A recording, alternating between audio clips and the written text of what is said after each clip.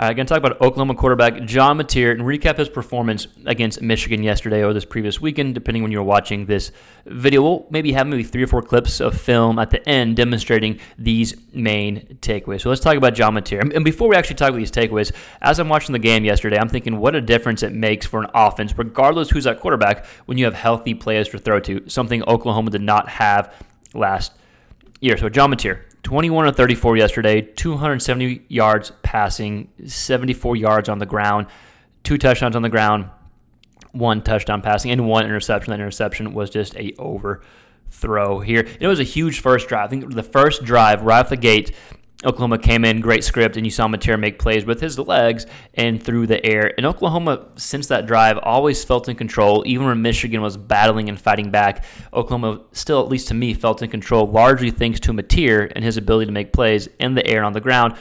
And then that last drive put the game away here. So I had 3 or 4 main takeaways from Mateer. And again, we're going to watch this on film in a second. And the broadcast did a good job demonstrating this. Like Kirk Herbstreit said, like the exact notes I had as I'm watching this game, Herbstreit is talking about here. So the main takeaway is the deep ball ability, the ability to stretch the defense, the ability to just have that threat constantly in the defensive players' minds. Mateer was 3 of 5 on balls throwing 20 yards or more downfield against Michigan. And for some context and perspective, and if you watched this channel before, you'll remember this stat. Jackson Arnold and Hawkins last year had a combined, I think, 8 completions where the ball was thrown 20 yards or more downfield. And Mateer had 3 in one game against a pretty damn good defense yesterday, right? So it was the deep ball ability, the ability to stretch the field on different types of throws.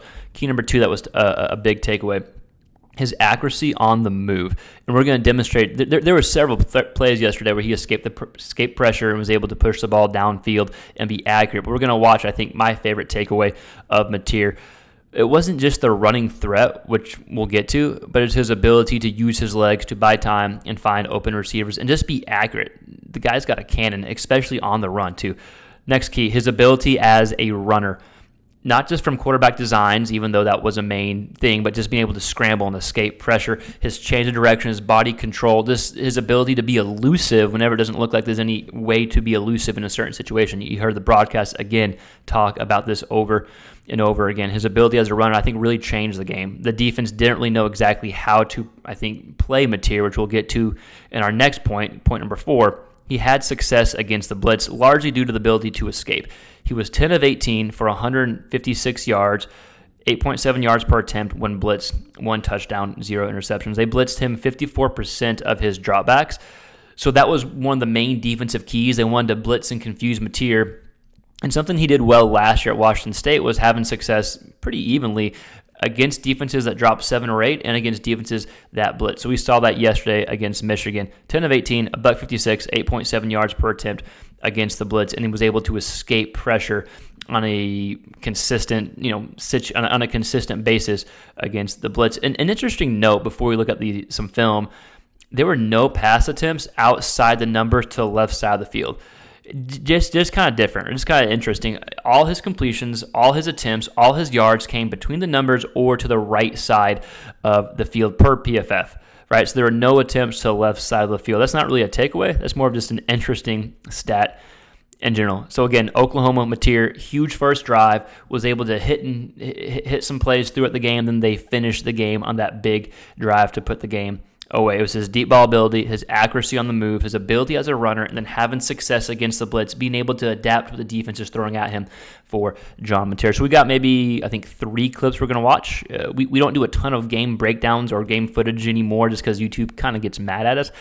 But we're able to slow it down, at least get the point across to demonstrate these throws that we just talked about. So let's go ahead and watch John Mateer, 3 or 4 clips, and then we'll wrap up the video. All right, first clip we're going to watch, this is the opening drive. Again, huge opening drive, made some big throws on the first drive. That's really put them out in front and helped them contain and hold momentum the rest of the game here. And as we mentioned earlier in the video, this is broadcast footage, so I have to slow it down. I do apologize. I think there's a good enough job getting the point across at least, but it is broadcast footage. So we're going to see against Michigan. Here we go. Michigan brings 5 here. So this is against the blitz. Remember, he's 10 of 18 against the blitz, a $156, 8.7 yards per attempt. This is a whole shot here between the safety and the corner. I think a really nice throw. It's a good job with pressure in his face, so he's having success against the blitz. He's able to put the ball on a line before the safety can get over here. I'm not sure if this is exactly 20 yards in the air, but it's close enough here. So maybe this was 18 or 19 yards in the air, but still close enough. A good example of being able to push the ball downfield. The deep ball ability and demonstrating success against the blitz here for John Mateer. Second clip we'll watch. Maybe my favorite play of the game yesterday. It was, again, Michigan blitzing. We talked about the success he had against the blitz. If you just pause this, you think, okay, for sure the running back didn't pick him up, or maybe there's miscommunication, whatever happened. He is able to get pressure there, and then Mateer is able to escape. So his ability to escape and be accurate downfield. This is a hell of a throw. So this is a deep ball again. The ball is more than 20 yards downfield, right, per PFF. Throwing on the run, very accurate throw. And moved myself again. I apologize. Was this to Centennial, I believe? I'm not mistaken, right? Man, that's a hell of a throw on the run, escaping pressure, escaping the blitz, and throwing the ball on the run here. So again, that was the main takeaway. The second takeaway, accuracy on the move. And you heard Kirk talk about this, and they demonstrated some other clips, I think, yesterday, right? But the deep ball ability, number one, accuracy on the move. Then, of course, his running ability, 74-something yards on the ground and 2 tutties on the ground. And this is let's see, which touchdown is this one coming up? Yeah, this is on the same drive, I believe. Yep, it's, third quarter. We're going to see his ability as a runner here. Again, changing direction, his body control is impressive, and he's just very elusive, right? Very elusive, scores a touchdown here. So the main takeaway is the ability to push the ball downfield, his accuracy on the move, and then his ability as a runner. And then we talked about having success against the blitz, 10 of 18, $156, 8.7 yards per attempt, and no interceptions here. Again, it's broadcast footage, but a great first true test for John Mateer against Michigan. Oklahoma fans, I do want to hear from you. Let me know your thoughts in the comments below. What did you think of the performance? What were your main takeaways? Positives, negatives, whatever it wants to be. I thought it was a hell of a game. And especially even his interception, it was an overthrow. It was the right read, but he was able to bounce back. I loved his interview after the game too, just giving everyone else praise and just kind of putting the credit to everyone else.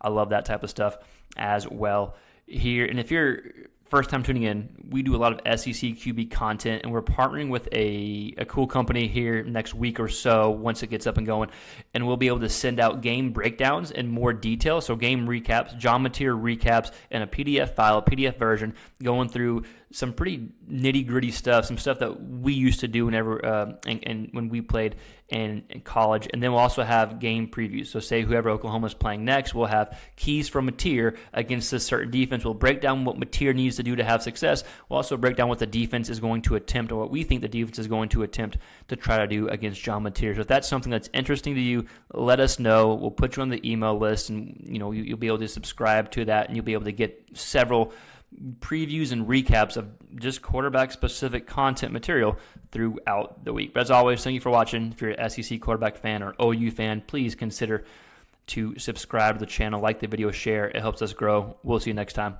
Peace.